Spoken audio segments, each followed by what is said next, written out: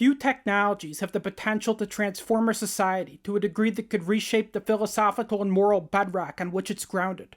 Neurotech is one of them, with the consequences of this technology being so far-reaching that it could eventually redefine our idea of morality, free will, and even government itself. Here I will focus on those consequences, and contemplate a series of gripping and provocative questions, ranging from our current concept of ethics and the parochial dichotomy of good versus evil, to how neurotech will upend our understanding of these ideas, and unmask the illusion of free will and human autonomy. I will also delve into how this tech could influence our laws, provide the foundation for new forms of government, and highlight the ways in which it could impact our society by creating a world where our thoughts, desires, and personalities become editable constructs. As always, please like and subscribe if you enjoy this type of content, and with that having been said, let's begin.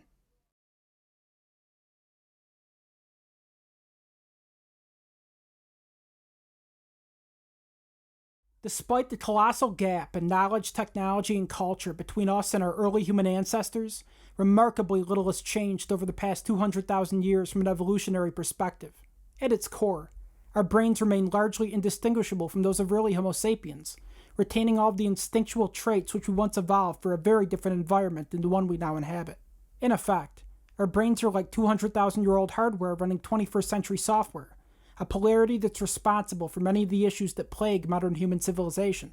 But humanity now stands at a pivotal inflection point, where the technology that we once developed to bypass the limitations of our evolution will finally allow us to take control of it entirely, enabling everything from intelligence and perceptual enhancements to the ability to edit the very fabric of human psychology.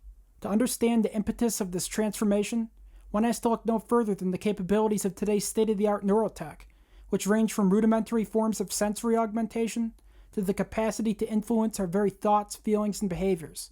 Brain chips designed to treat everything from addiction to severe depression have already been developed, and proven effective in treating these ailments and the failure of all other recourse. These devices function via a technique called deep brain stimulation, which involves surgically implanting electrodes into specific regions of the brain. These electrodes are then connected to a pulse generator, a device that delivers controlled electrical impulses to modulate the neural activity of these targeted areas. Without going too much into detail, this works because our brains function through a complex interplay of neurons, neurotransmitters, and neural networks. Neurons communicate through electrical impulses and chemical signals, forming intricate circuits responsible for various cognitive and motor functions. Through this complexity is what allows us to think, perceive, and interact with the world around us. With this in mind, even though the neurotech of today can only influence these processes to a limited degree, it's easy to see how this technology, when taken to its ultimate conclusion, will eventually allow us to control every facet of human behavior. And in a future with fully mature brain-computer interfaces, everything from our emotional state to our desires and behavioral response system will be editable. For instance, say you're in a bad mood. By directly interfacing with your brain's neural circuits, your BCI can employ electrical stimulation that corresponds to neurosignatures linked to specific states, like happiness or the sensation of calm. You could even customize the stimulation parameters based on your preferences, allowing for individualized adjustments to achieve your desired mood state. Or maybe you want to increase your level of focus. Your BCI could stimulate different brain regions and recreate neural patterns associated with heightened concentration. Or perhaps you don't want to have to continually calibrate the way you feel or behave at all. You could just preset your BCI to cancel out certain emotions by default, and never have to experience negative feelings like sadness, anxiety, or distress to begin with. All of this is possible, and it also highlights an important point, which is that human behavior and our conscious experience as a whole is predetermined by the way our brains receive and interpret electrical impulses. That is to say, that brain activity precedes conscious decision-making, and neural processes related to actions occur before a person becomes consciously aware of their intention. This has broad implications on both a moral and philosophical level, as it ultimately signifies some uncomfortable truths, like the fact that a psychopath who commits mass murder out of blind rage is no more at fault than a schizophrenic who perpetrates the same crime under the influence of delusion. In no other case is this better illustrated than with the story of Charles Whitman, an American mass murderer who gained notoriety for the Texas Tower shooting of August 1st, 1966, which occurred when he climbed the University of Texas's observation deck and began indiscriminately shooting people. The massacre continued for 96 minutes before he was gunned down by police, after which it was revealed that a brain tumor found in his autopsy was the likely culprit of his actions.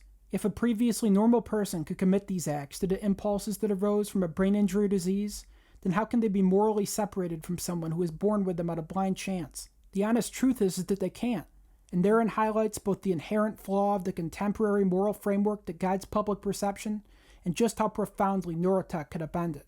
This is because if we acknowledge the fact that neuroscience demonstrates free will as an illusion, then by virtue of this, punishment becomes a fallacious construct, leaving the sole basis for criminal imprisonment being to guard society against their transgressions. With all of this in mind, it becomes clear that neurotechnology could absolve us of this moral contradiction, as once it becomes feasible to alter our thoughts and desires with a high enough level of precision, these implants can be designed to target brain regions associated with impulsive and aggressive behaviors, letting us reshape the cognitive and emotional landscape of individuals with a predisposition for criminal conduct.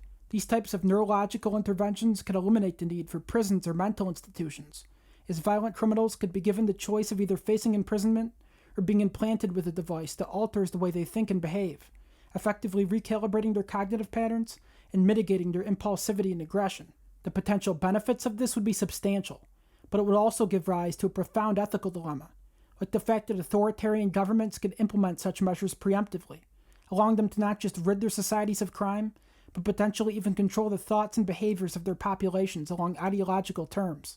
The possible implementation of this could take on multiple directions, ranging from the mandated psychometric testing of all children, which would allow early neurological intervention if antisocial tendencies are exhibited, all the way up to controlling every element of a population's thoughts and behaviors, and tuning them in a way that corresponds to a specific ideological framework. But another possibility can also be considered, which is that by using neurotech to reinvent the human condition, we could eventually eliminate the need for traditional forms of government entirely.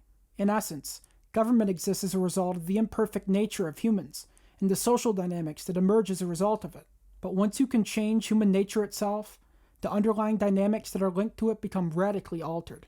As a result of this, you could imagine a scenario where through mass-scale neurological programming, the need for governance to regulate behavior would entirely dissolve, as in a world with total social cohesion and the absence of crime, the basis for its existence would be eliminated.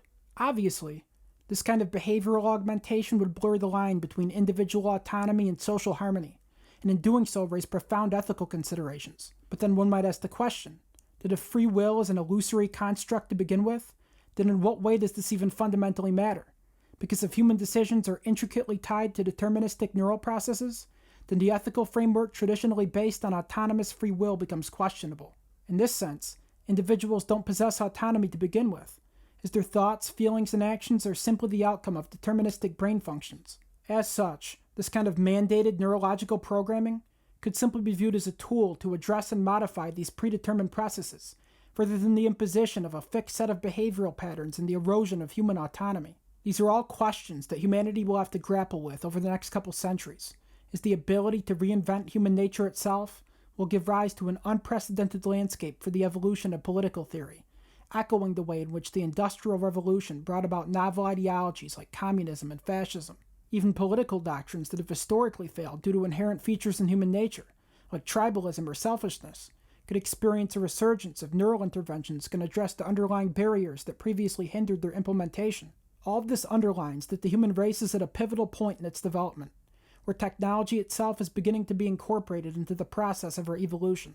This video is just one of multiple others I've made that cover this dynamic, so if you wish to gain a more comprehensive understanding of it, I recommend you check them out if you haven't already, as they cover everything from the future of sensory and intelligence augmentation to how this tech would allow us to create new realities entirely. Thank you for watching. Please like and subscribe if you enjoyed this video, and keep watch for new content, and I'll catch you soon.